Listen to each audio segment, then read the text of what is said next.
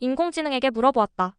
윤석열 대통령이 비상계엄을 선포한 배경으로 민주당의 무차별적인 탄핵이 하나의 원인이라고 주장하는데 정말로 민주당이 잘못을 한 걸까? 이를 어떻게 해석해야 할지 몇 가지 관점을 통해 따져볼까 해. 우선 첫 번째는 정치적 동기와 국가적 필요성 부분인데 윤석열 측 주장은 민주당의 지속적인 탄핵 추진이 국정 운영을 마비시키고 국가안보와 경제 상황을 위협했기 때문에 비상계엄이 불가피했다는 논리야.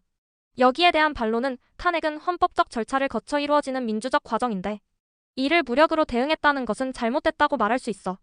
또한 민주당의 탄핵 시도가 국정을 마비시킬 정도였는지에 대한 객관적 판단도 필요해. 두 번째는 민주당의 행보인데 탄핵의 정당성 여부에 대한 내용이야.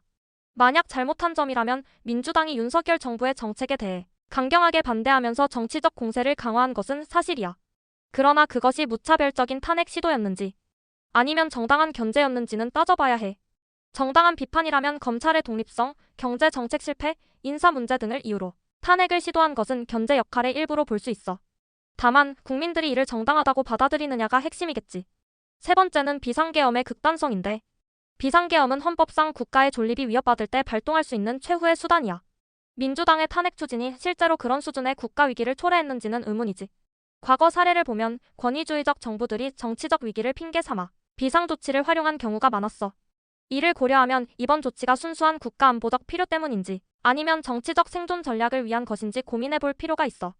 네 번째는 국민 여론과 국제적 반응인데 만약 윤석열 대통령이 진정 민주당의 행동이 국익을 해친다고 판단했다면 비상계엄보다 국민적 동의를 구하는 방식, 그러니깐 국민투표나 여론전 등을 선택했어야 한다는 비판이 제기돼.